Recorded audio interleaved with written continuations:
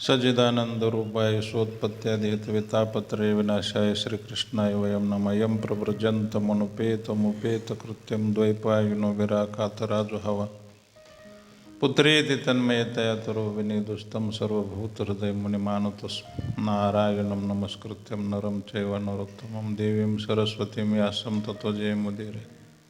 नष्टप्रायसो भद्रेषु नित्यं भागवत सेवया भगवती उत्तम श्लोके भक्तिर्भवती निष्ठ।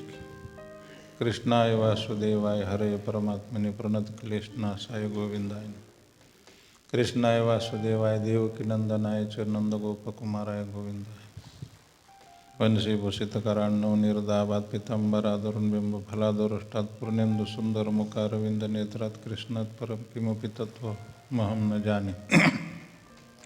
करारविन्देन पदारविन्दं मुखारविन्देन विनवेशयन्तं वटस्य पत्रस्य पुटेशयनं बालमुकुन्दं मनसा स्मरामि। श्रीकृष्ण गोविन्द हरे मुरारे हे नाथ नारायण वासुदेव जीवेऽपि वस्वमृतमेतदेवं गोविन्द दामोदर माधव।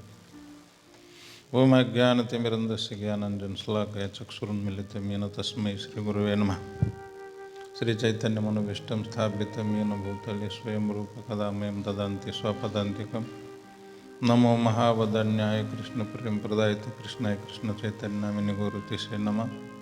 हे कृष्ण करुणा सिंधु दीनबंधु जगतपते गोपीश गोपिका कांत राधा कांत नमस्तुते। तप्त कांचन गौरांगी राधे वृंदावनेश्वरी वृषभानुसुते देवी प्रणमामि हरिप्रिय। वाञ्छाकल्पतरुभ्यश्च कृपा सिन्धुभ्यो च पतितानां पावनेभ्यो वैष्णवेभ्यो नमो। जय श्री कृष्ण चैतन्य प्रभु नित्यानंद श्री अद्वैत गदाधर श्रीवासादि गौर भक्तवृंद।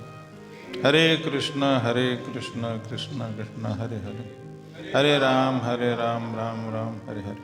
हरे कृष्ण कृष्ण कृष्ण हरे हरे हरे राम राम राम। हरे कृष्ण कृष्ण कृष्ण हरे हरे हरे राम राम राम हरे हरे। श्रीमद् भागवत के 10वें स्कंद के इस अध्याय में नारद जी भगवान के धाम द्वारका में उनके आवास अंतपुर रानीवास में चले गए। यहाँ पर बहुत बड़े बड़े हस्ती बैठे और इतने महात्माओं के बड़े बड़े महात्माओं के बीच में मेरा बोलने का अभ्यास नहीं, फिर भी मैं ट्राई करूँगा, प्रयास करूँगा।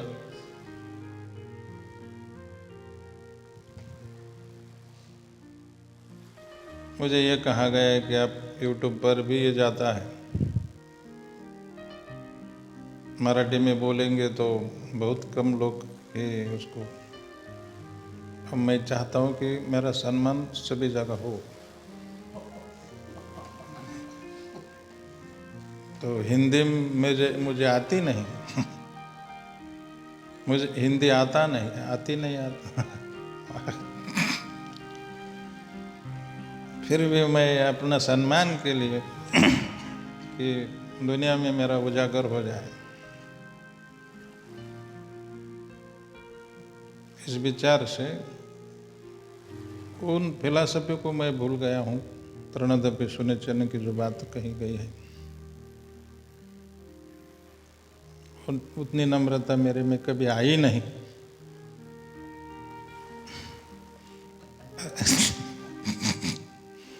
राम दरबार ही मेरी नम्रता को जानते हैं, मेरी कोमल भाषा को वही समझ सकते।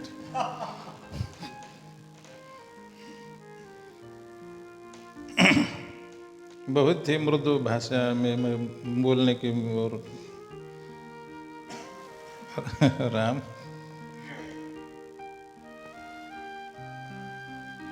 कठोरता तो मेरे वाणी को कभी छू कर भी नहीं गया।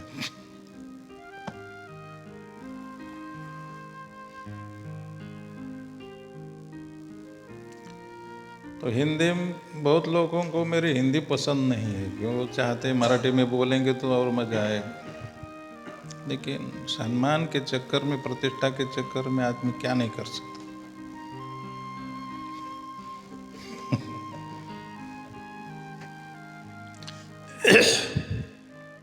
नारद जी की कथा है ये।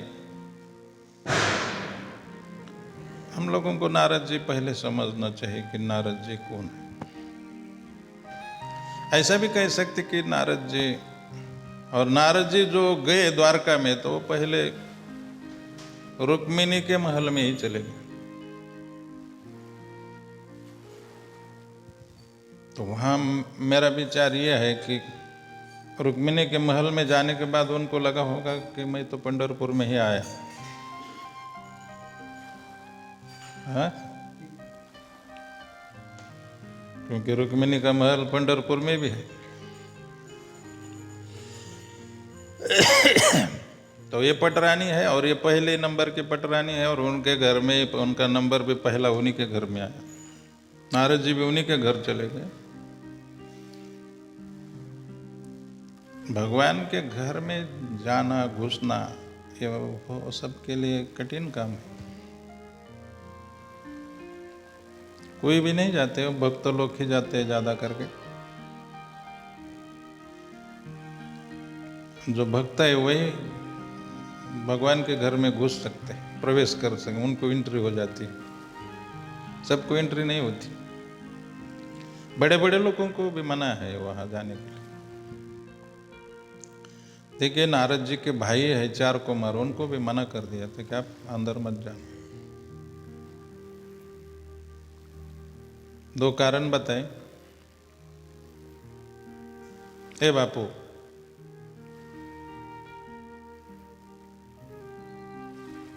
काय सांगतो?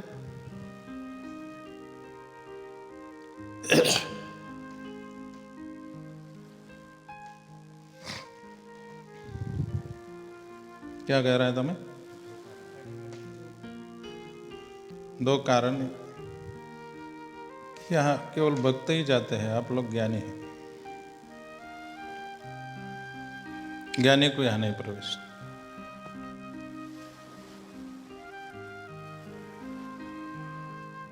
देखिए, ज्ञानी किसी के घर में धाम में जाएंगे तब जाएंगे उस फिलॉसफी में उस घर को माना जाए।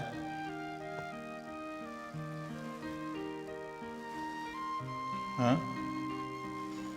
हम ब्रह्मास्मि का मतलब ये वो मान बैठते हैं कि हम ही ब्रह्म है, सोहम अयम आत्मा ब्रह्म प्रज्ञानम ब्रह्म तत्वमसि, मैं ही ब्रह्म हूं। इस विचार में ब्रह्मवादी थे वो, इसीलिए मना करते आप मत जाओ।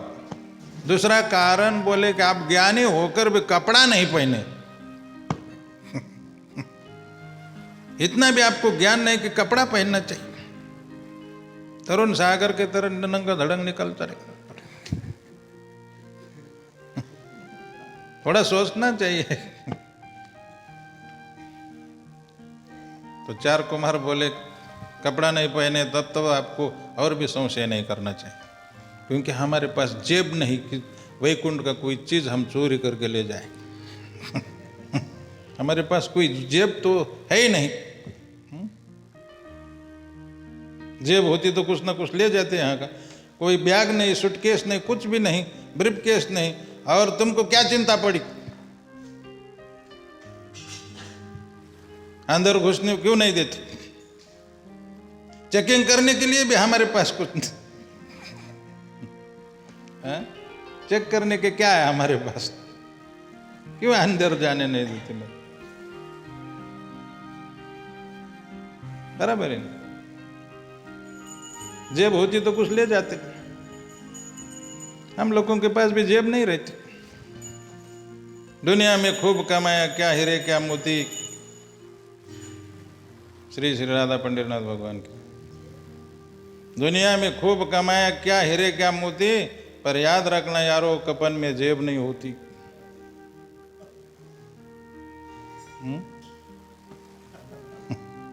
कपन में जेब नहीं होती। कितना भी कमाओ, लेकिन मृत्यु के समय तो खाली हाथ ही जाना पड़ता है। उड़ जाएगा हंसा, अकेला रहेगा पिंजरा खाली। पिंजरा खाली, पिंजरा खाली। ये पिंजरा है ना, ये पिंजरा यहीं रहेगा।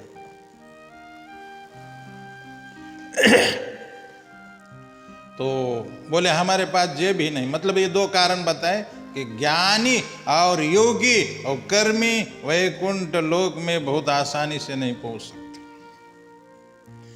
कर्म मार्ग तो इतना कठिन है, बहुत छोटी छोटी बातें होती है उसमें,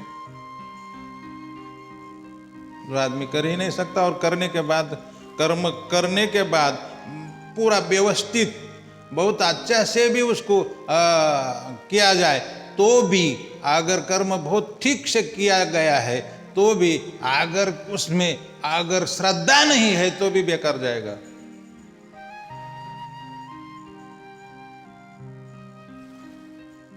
श्रद्धा ना हो, हाँ, गीता में कहा है अश्रद्धया हुतम दत्तम। यज्ञ में अश्रद्धा से आहुतियां दे दी और बहुत बड़े यज्ञ की, आश्वमेध यज्ञ, राजस्व यज्ञ, वो साधारण व्यक्ति कर ही नहीं सकता, लेकिन मान लिया कर भी लिया तो भी केवल श्रद्धा न होने के कारण वो बेकार जाएगा पूरा का पूरा। बिना श्रद्धा के, बहुत गंभीरता से सुनिए, बहुत ऐसी चीजें बिना श्रद्धा के बेकार जाती है। धर्म जो है, धर्म है, कर्म करना, ये कर्म कांड करना भी एक प्रकार का धर्म ही है, लेकिन धर्म है वो क्रतुतंत्र है। बिना श्रद्धा के मतलब आप ये समझ लीजिए कि बिना श्रद्धा मतलब धर्म श्रद्धा के अधीन है, स्वतंत्र नहीं है। धर्म भी है लेकिन स्वतंत्र नहीं।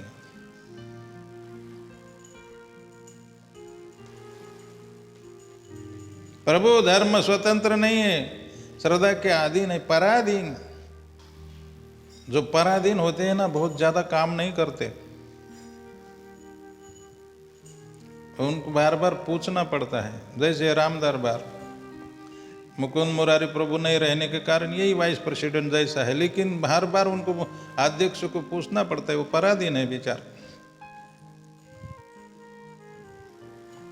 पराधीन है, स्वतंत्र निर्णय ले नहीं सकता है। वो चाहता है कि अगर मैं प्रेसिडेंट बन जाऊं तो भले स्वतंत्र निर्णय, लेकिन मैं उनको बनाता कोई नहीं।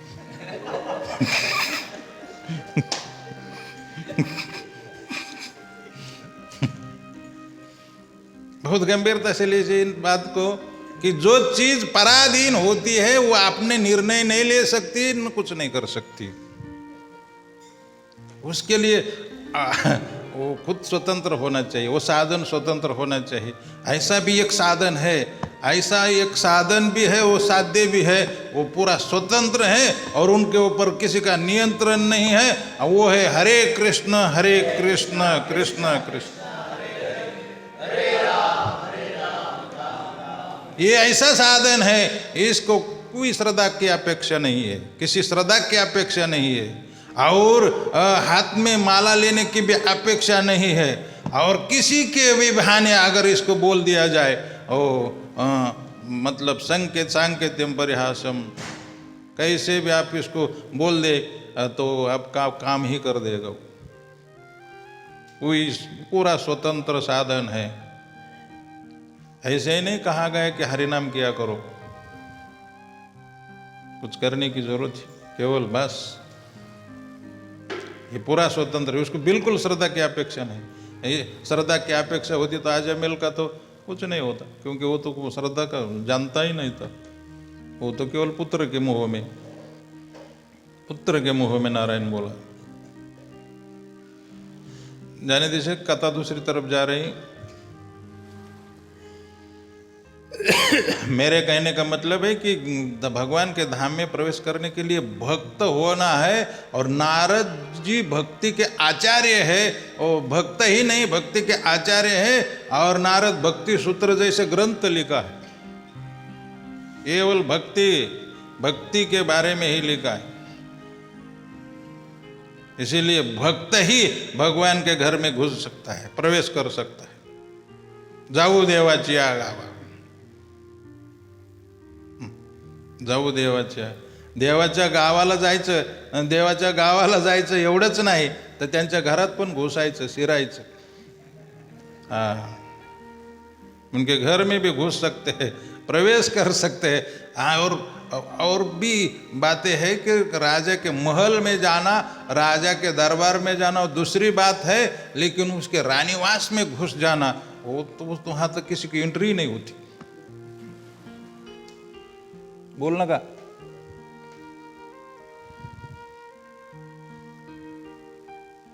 रानीवास में किसी की एंट्री नहीं होती. नारद जी ही ऐसे व्यक्ति है कि वो रानीवास में भी जा सकते हैं और वहां कोई पुरुष नहीं होने के बाद भी जा सकते हैं उनके साथ में, और उनकी पूजा होती है. वहां जाने के बाद भी वहां की माताएं पूजा करती.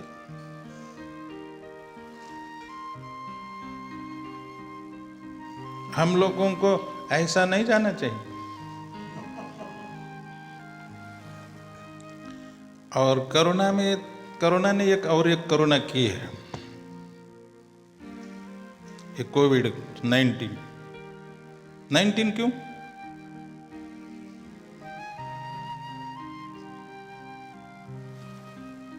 प्रभु जी 19 क्यों? कोई नहीं जानता. एक ही मैं ही जानता हूं, और एक धर्मराज जी और मैं, 2 महाजन ही जानते हैं इस तत्व.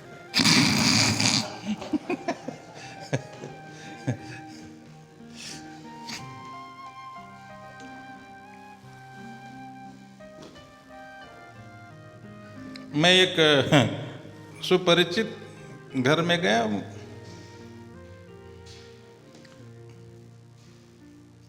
प्रहलाद प्रभु सुपरिचित घर में गया. हमेशा जाता था, लेकिन 2 गज की दूरी रखना पड़ा. 2 गज की दूरी रखनी पड़ती. मेरा ज्यादा स्वागत नहीं हुआ उस घर में. प्रभु जी दूर, क्योंकि ये कोरोना है. ब्रह्मचारी को माताजी से भी दूर से ही बात करना है, पास में नहीं जाना. या अच्छा कि ऐसे रोग होने चाहिए तब ब्रह्मचारी बहुत मतलब स्ट्रांगली पालन होगा. ना माताजी उनको पास में और ना उनके पास ये जा सकते डर, क्योंकि वो सोचेगा वो पॉजिटिव होगा, नहीं तो ये वो सोचेगा वो पॉजिटिव होगा. और मृत्यु को तो सब डर ही जाते.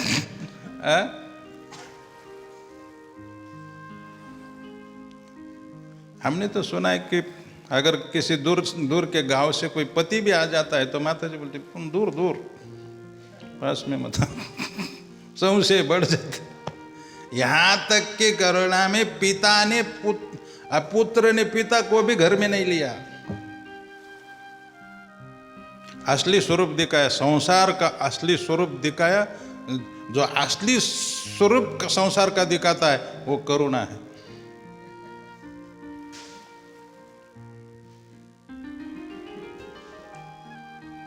समझ गए? उसको कोरोना कहते. जो असली स्वरूप संसार का, जो दयावान होता है, जो करुणावान होता है, वही दिखाता है कि भाई ये संसार ठीक नहीं है. या किसी के पास में मत जाओ, दूर ही रहो. किसी का संग मत करो, नहीं तो आपको डुबा देगा, खत्म करेगा. अरे घरामध्ये बसा, रोडवर फिरता कशाला.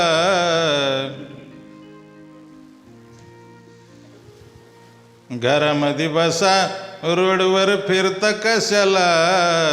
करुणा होईन रोगाने ह्या मरत कशाला.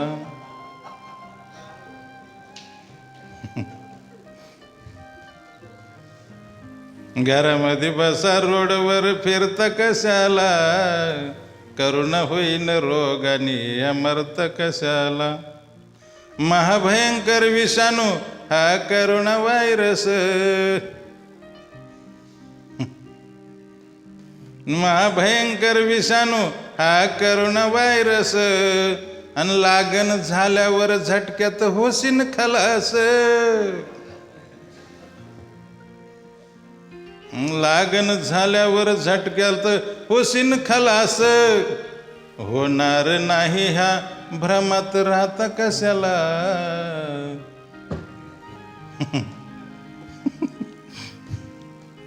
होणार नाही ह्या भ्रमात राहता कशाला. करुण होईन रोगानी अमरता कशाला. घरामध्ये बसा रोडवर फिरता कशाला. मैं वास्तव में वो दया है, वो करुणा है कि किसी के पास मत जाओ.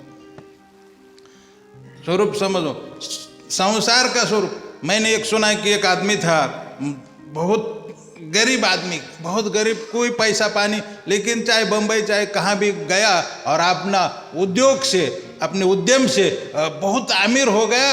अब्जों की संपत्ति उसने कमाई. और वो कहीं गांव गया था और उसको सर्दी खोखला, खांसी और सर्दी हो गई उसको. और उनके बच्चों ने घर में नहीं आने दिया, मना कर दिया.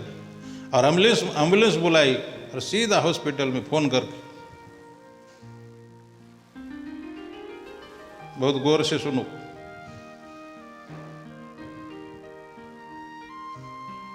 लेकिन उसका कुत्ता था, उसके कुत्ते का उसके प्रति बहुत प्यार था.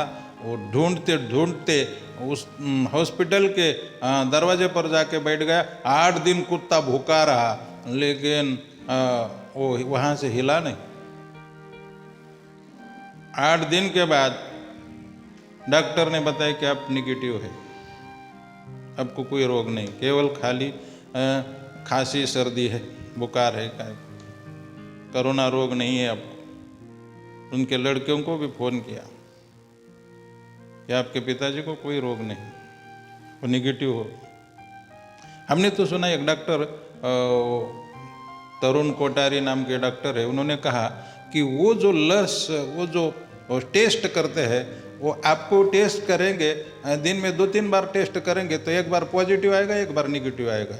और वो कुत्ते को चाहे भैंस को किसी को भी वो टेस्ट करेंगे तो वो पॉजिटिव निगेटिव. आम को भी और एप्पल को भी अगर टेस्ट करेंगे तो पॉजिटिव निगेटिव आएगा.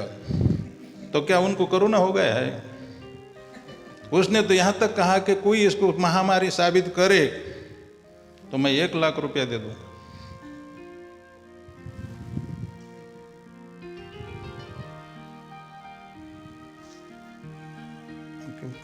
कथा दूसरी तरफ जा रही ना, थोड़ी हटकर बातें होनी. क्या बता रहा था मैं, किस कारण ये बात? संसार का स्वरूप. वो जब उन लड़कों को पता लगा तो लाने के लिए वो गए, लेकिन वो बुढ़ा वहां नहीं मिला, जिनके लिए उसने अपने बहुत गरीबी से पूरा अब्जोपति हो गया था. और उन्होंने उनको घर में भी नहीं, उन पत्नी और अपने ही पुत्रों ने घर में ही नहीं आने दिया. और वो सीधा कहाँ चला गया पता नहीं. 25 लाख का इनाम रखा जो खोज करेगा उनकी, लेकिन वो कहीं नहीं मिला. दोबारा घर नहीं गया. एक समझ गया कि संसार का स्वरूप, असली स्वरूप है जो दिखाता है वो है करुणा. कि भाई इस दुनिया में तुम्हारा कोई नहीं.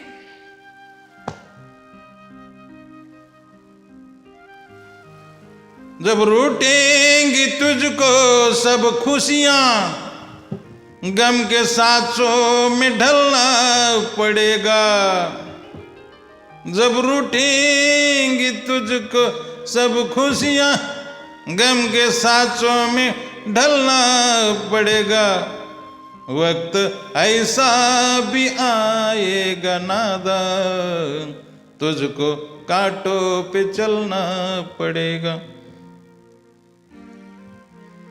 वक्त ऐसा भी आएगा नादा, तुझको कांटों पे चलना पड़ेगा. जिंदगी एक किराए का घर है. बापू क्या पीने लगे? कवाली सुनते तुम पीने लगे.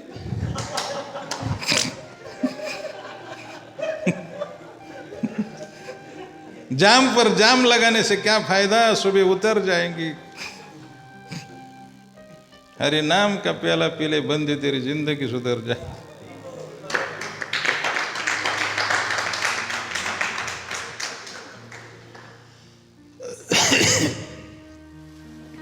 वक्त ऐसा भी आएगा नादान, ऐसा भी समय आता है कि मनुष्य को कांटों के ऊपर चलना पड़ता है।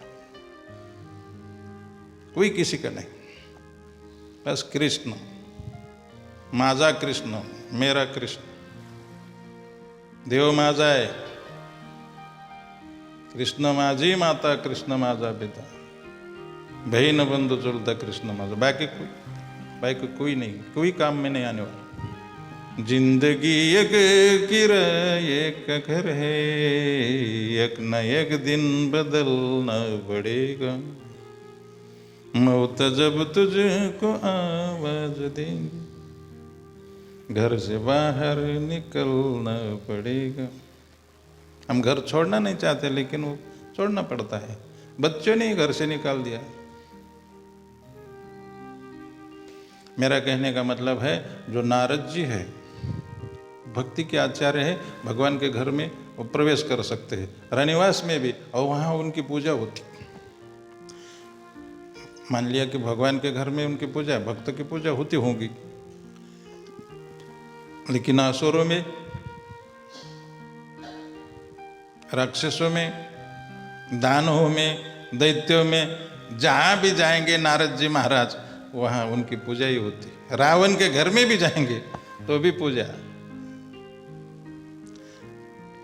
कुंभकर्ण नारद जी की बात को मानने लगे। एक बार रामायण में खुद ही बोले कुंभकर्ण, रावण ने जब उनको जगाया तो बोले, तुमने अच्छा नहीं किया रावण महाराज, तुमने अच्छा नहीं किया। भलन की न ते निशाचरना, अब मोही आई जगा है का। अब मेरे को जगाने से क्या लाभ है, अच्छा नहीं तुमने किया। नारद मुनि मोहि ज्ञान जो कहावा, कहते वो तो ही समय निर्वाह। नारद जी ने मेरे को जो ज्ञान दिया था, नारद जी ने मुझे ज्ञान दिया था। कुंभकर्ण बोल रहे, वो मैं तुमको बता देता, लेकिन थोड़ा पहले जगाना चाहिए था। अब समय निर्वाह, समय चला गया, समय बीत गया, अब कोई फायदा नहीं। तो कुंभकर्ण भी नारद जी से ज्ञान, और रावण महाराज ने भी नारद जी से ही ज्ञान लिया। सब, हिरण्यकशिपु भी नारद जी का सत्कार करते थे, हर जगह सत्कार होता था। वो नारद जी है वो, तो आप सोचेंगे घनश्याम प्रभु, आप सोचेंगे नारद जी बहुत बड़े हस्ती है, दुनिया में सब चारों तरफ इनके सत्कार ही होता है। लेकिन कभी कभी ऐसा भी कहा गया कि नारद जी बहुत बड़े तो थे नहीं। इससे हम ये ले सकते हैं कि बहुत साधारण से साधारण आदमी भी बड़ा बन जाता है हरि नाम करके। हरे कृष्ण कृष्ण।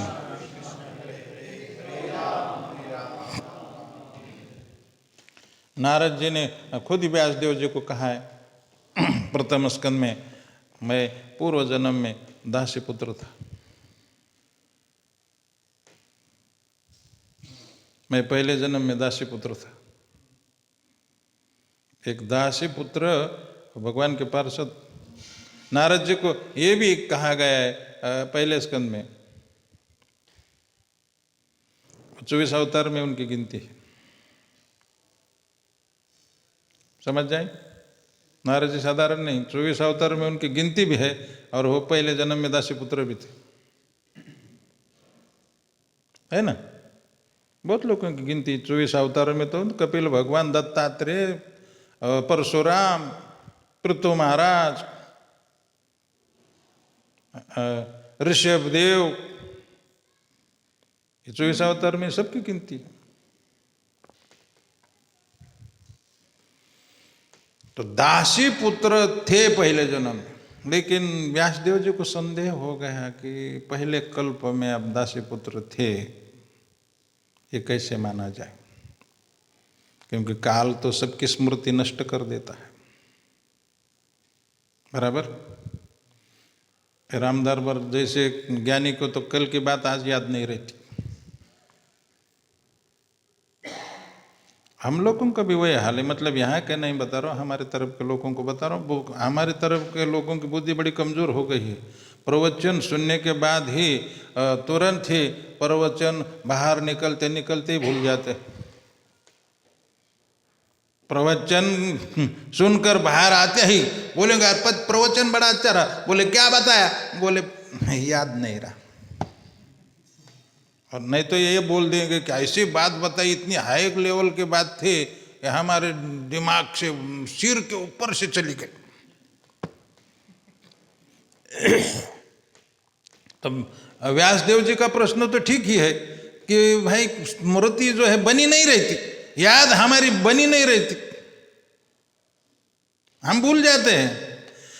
इसी जन्म की कई बातें हम भूल जाते हैं। आप पूर्व जन्म की बात नहीं, आप तो सीधा पूर्व कल्प की बात कहने लगे, पूरे पहले कल्प की। देखिए एक कल्प में तो हमारे कई जन्म होते हैं। एक कल्प कितने का होता है राम दरबार प्रभु? आप तो ज्ञानी हैं, कितने का होता है? क्या ज्ञान! वाह, सही। सहस्त्र योग पर्यंतम हरेत ब्रह्मणोहित। और उतनी बड़ी उनकी रात भी होती है। तो जब ब्रह्मा जी की रात आती है तो कल्प अंत होता है। कल्प अंत, वो अंत कल्प का अंत होता है। बराबर। तो वो फिर 1000 चतुर्युग रात बनी रहती है, और फिर जब दिन आता है तो फिर सृष्टि होने लगती है। तो उसके पहले के कल्प में आप दासी पुत्र थे, हम कैसे माने?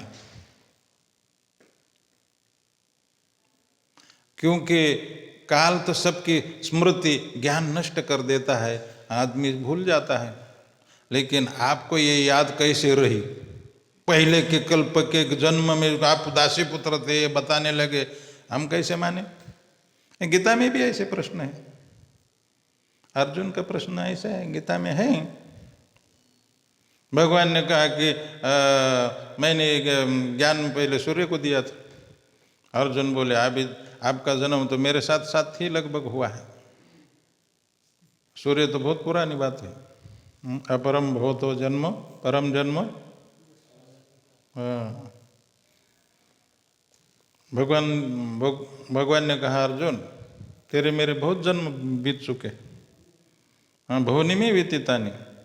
बहुत मई बीत जाने के बाद जो 4 जून आया, वो 4 जून को तुम्हारा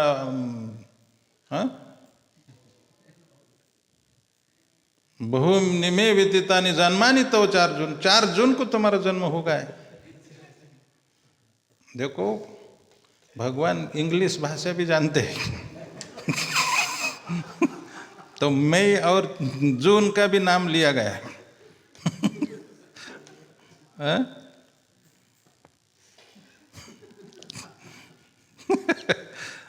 बहु में तेरे मेरे बहुत जन्म हो गए। बहु में व्यतीतानि जन्मानि, जन्म हो चुके हैं। तान्य हम वेद सर्वानि। तान्य हम वेद, वेद का मतलब मैं जानता हूँ। तान्य उन सबको, पहले जो अवतार हो चुके हैं हमारे, मेरे अवतार और तेरे जन्म जो हो चुके हैं पहले, तान्य हम वेद, उनको मैं जानता हूँ। तान्य हम वेद सर्वानि न त्ववेत परंतप, तुम नहीं जानते। वेदहम समितितानि वर्तमानानि 4 जून। भविष्यानि च भूतानि, भूतकाल भविष्यकाल वर्तमान सभी चारों तीनों कालों का मैं जानता हूँ, लेकिन तुम नहीं जानते क्योंकि कोई मुझे नहीं जानता। तान्य हम भविष्यानि च भूतानि माम तु वेदन, मैं जानता हूँ लेकिन माम तु वेदन कच्चिन, लेकिन इन बातों को और मुझे कोई नहीं जानता, जीव नहीं समझ सकते। तो मान लिया कि नारद जी भी तो जीव ही है, क्योंकि सभी अवतार तो भगवान नहीं है। कुछ सत्यावेश अवतार होते हैं, जैसे परशुराम सत्यावेश अवतार है, बुद्ध सत्यावेश अवतार है, तुम्हारा सत्यावेश अवतार है। हाँ बराबर गोर पडे हो दाजी, तुमचं काय नाव मला माहीत नाही.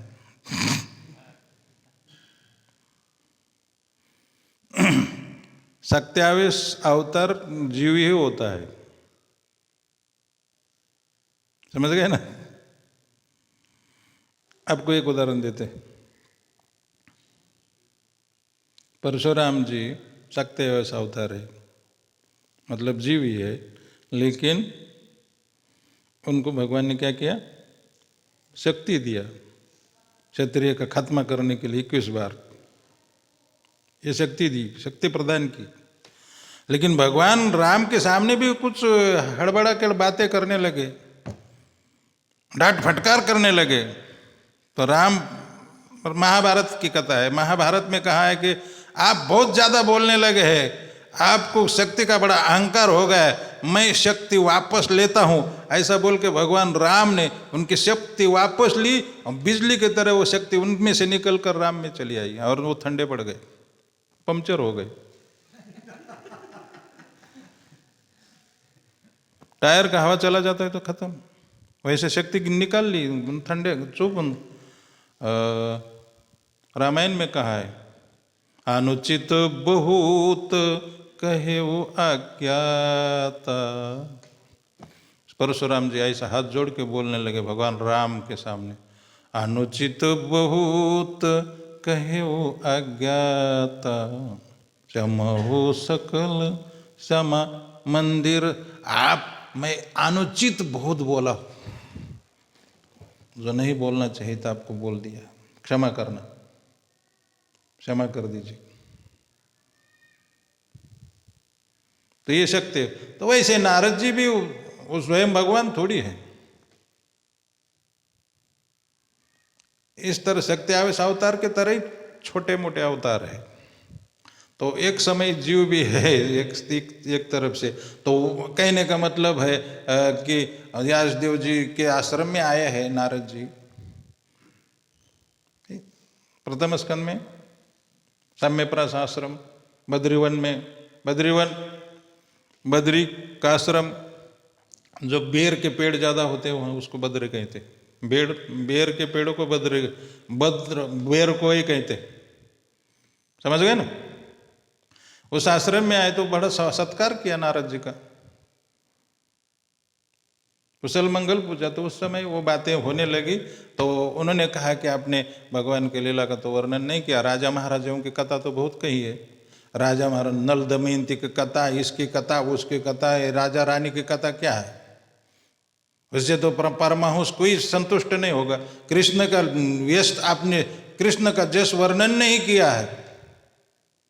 नारद जी को ये बताना है कि महाराज मैं दासी पुत्र था और वहाँ मेरी दासी वैष्णव की सेवा में नियुक्त कर दी थी और चातुर्मास में वैष्णव उस गांव में, उस सिटी में या उस तीर्थ में आए थे और मेरी माँ उनकी सेवा में थी और वो लोग सुबह उठते थे और मंगल आरती करती थी, 3:30 बजे जग जाते थे और काकड़ा आरती कहते थे, उठा उठा साधु संत साधा पुले हित, साधा पुले हित जाईल हा नरदेह मग कैसा भगवान. मंगल आरती होती थी, संसार दावान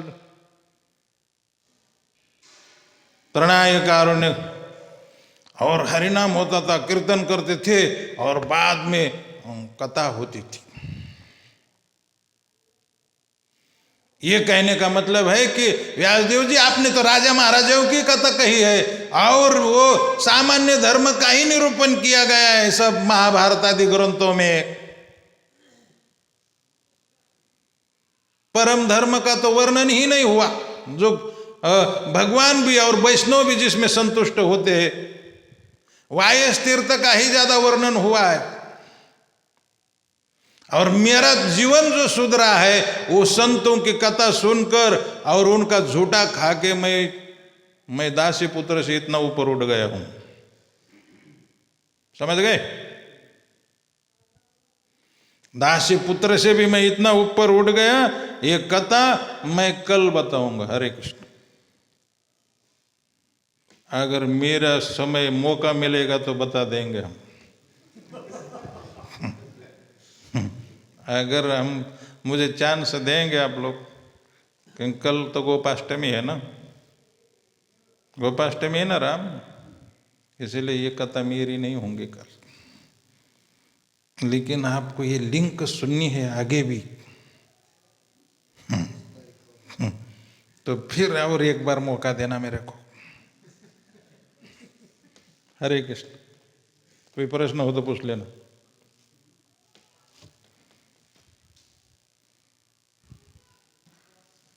कोई प्रश्न? बापू पुराना प्रश्न करता तो ठंडा पड़ गया है, वो तो पंक्चर ही हो गया। वो पीता है, पी के पी के पी के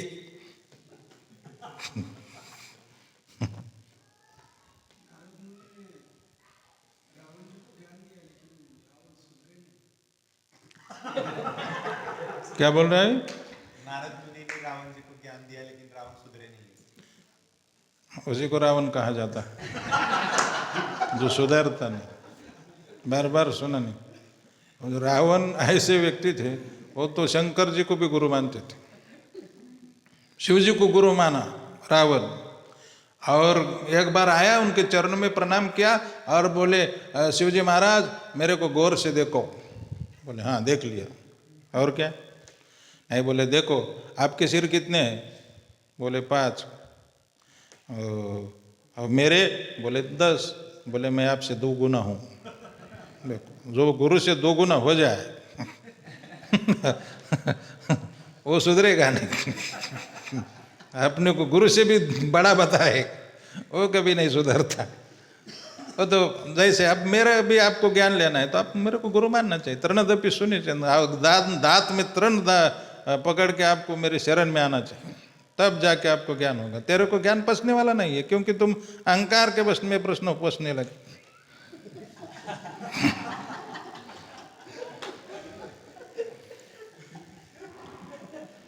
रावण आया और कैलाश पहाड़ में भूचाल आ गए। पार्वती बोली हिलने लगा है। बोले भूचाल आ गए। नहीं, बोले भूचाल क्यों है? बोले चेला आ गया है।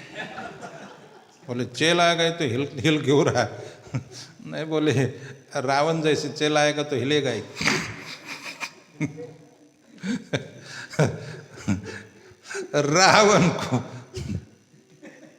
रावण को पूछा गया कि आप ये क्या कर रहे? बोले ऊपर उठा रहा हूं। बोले किसको? बोले गुरु महाराज को ऊपर उठा रहा हूं। बहुत लोग सोचते हैं कि गुरु महाराज का उतना ये नहीं था, प्रसिद्धि पहले नहीं थे, हमने उनको ऊपर उठाया। बहुत चेला ऐसे ही सोचते कि हमारे कारण गुरु महाराज की महिमा बढ़ गई, मैं गुरु को ऊपर उठा रहा हूँ। रावण जैसे चेला ऐसे सोचते कि हमने गुरु महाराज को बड़ा कर दिया है।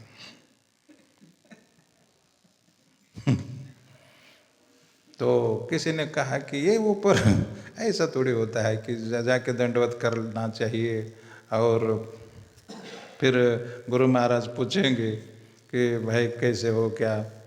लेकिन आप तो पहाड़ को ही ऊपर उठाने लगे। बोले वैसे चेला मैं नहीं हूँ जो जाके दंडवत करे। मैं तो गुरु को ऊपर उठा रहा हूँ, हमने गुरु को ऊपर उठाया। तो जाने दो, रावण की बात छोड़ दो। रावण कभी सुधरने वाला नहीं था। लेकिन उसका एक कारण था, वो बहुत बुद्धिमान था। रावण महाराज बहुत बुद्धिमान थे। तो सनत कुमार के पास गया था और वो बोला कि इसी जन्म में अगर मुक्त होना चाहिए तो क्या करना है? तो सनत कुमार जी ने कहा कि देखो भजन करके मुक्त हो जाएंगे या विरोध करके। तो सनत कुमार ने कहा कि अगर भगवान के हाथ से जो मारा जाए वो तुरंत मुक्त हो जाता। तो इसने याद रखा कि मैं भगवान के साथ लड़ाई करूंगा और इसी जन्म में मुक्त होना चाहता हूं मैं। तो किसी ने कहा कि तुमको मुक्त ही होना था तो पंचवटी में तो तुम गए थे, वहीं मर जाते। तुम तो चुपके दूसरे भेष बदल के गए और मारीच को आगे बढ़ा दिया। और भगवान को दूर करके अच्छा होता कि मैरिज के बदले तुम ही मर जाते और मुक्त हो जाते। रावण बोला कि मैं अकेले मुक्त नहीं होना चाहता, मैं सब परिवार को मुक्त करना चाहता था और भगवान के चरण भी हमारे देश में लाना चाहता था। अगर वो भारत में ही रहते तो ये श्रीलंका पवित्र कैसे होती, इसीलिए उनको यहाँ लाया गया। देख, उनका ज्ञान अलग था, तेरा अलग है। संतुष्ट रहो। और कोई प्रश्न हो तो पूछना, एक ही प्रश्न पूछना। और वो तो तुम तो पुराने हो भाई, आज हाथ बहुत लेट उठा है, ये मेरे को चिंता है कि आज हाथ लेट क्यों उठ गया इनका। पूछो।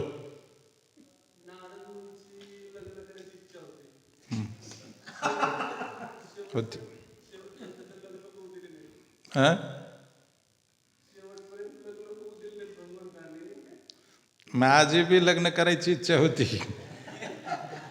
हे काय पोरीने पसंत नाही केलं, ही गुप्त गोष्ट।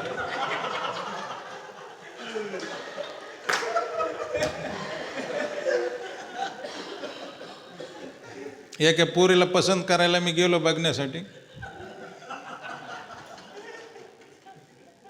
मन पाहिल्यानंतर मुलगी सुंदर होती। सूर्याला म्हणते उगू नको, चंद्राला म्हणते कुणकडे बोंबलत फिर। मी पाहिली पोरगी, म्हणलं सुंदर आहे, म्हणलं पसंत आहे, आणि मी असं म्हणलो मुलगी पसंत आहे म्हणल्याबरोबर त्या पोरीने सांगितलं तू मला पसंत नाहीस। तेव्हापासून मी मुली बघायला सुद्धा गेलो नाही, जाऊन निर्णय बदल दिया। बेइज्जती हर बार सुनना मेरा आदत नहीं है, इसीलिए मैं सदा सीधा घर छोड़ के वृंदावन चला गया। लेकिन मन में बात अभी भी खटकती है कि शादी हो जाती तो कितना अच्छा होता। पानी पिला, लास्ट में पानी पिलाते हैं महाराष्ट्र में, जल बच्चा एक भी बच्चा नहीं। और हमने सुना है कि मार्कंडेय पुराण आदि में कहा गया है कि जिसका वंश नहीं होता है वो उसका उद्धार नहीं होता। वो भी मेरे को चिंता है, और मेरे को अभी भी मौका है, क्योंकि मैं सन्यासी तो हूँ नहीं, सन्यास लेने का कोई मेरा प्रतिज्ञा नहीं। लेकिन एक प्रतिज्ञा मेरे आड़े आती है कि मैंने कहा कि सन्यास तो नहीं लूँगा लेकिन शादी भी नहीं करूँगा, वो प्रतिज्ञा मेरे आड़े आती है।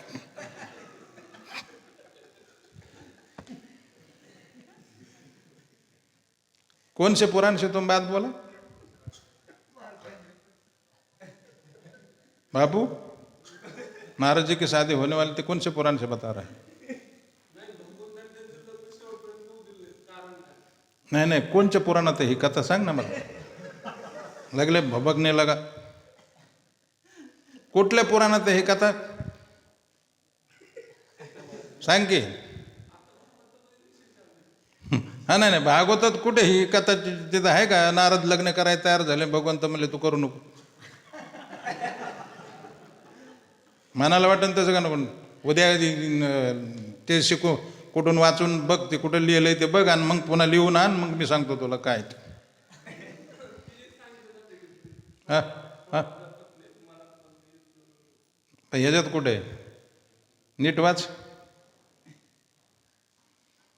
तुम्हाला हेच तर प्रॉब्लेम आहे, तुमचं सर दुनियाबरोबर दुनियाभर गप्पा ठोकीत फिरायचं, कधी पुस्तक बघायचं नाही। माझी बी तीच हालत आहे, परंतु मला बरंच माहिती आहे, एवढंच आहे।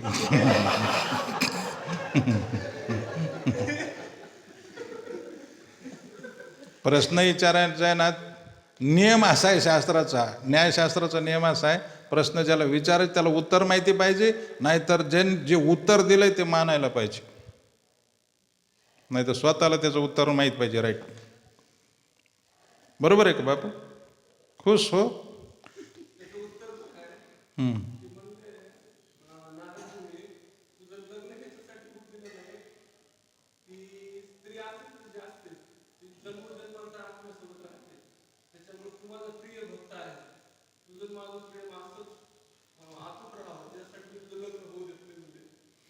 काय लग्न केलेले माणसं काय भक्त नसतात का?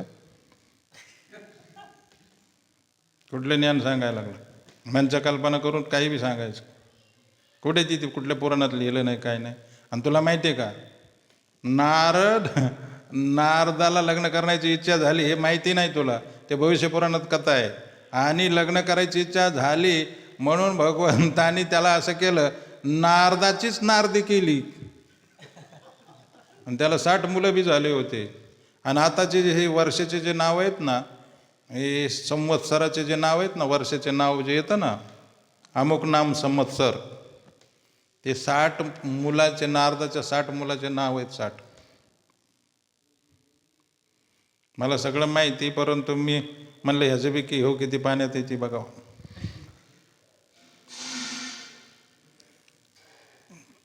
थोडा अभ्यास कर बापू, कारण तू वृंदावन रिटर्न आहेस.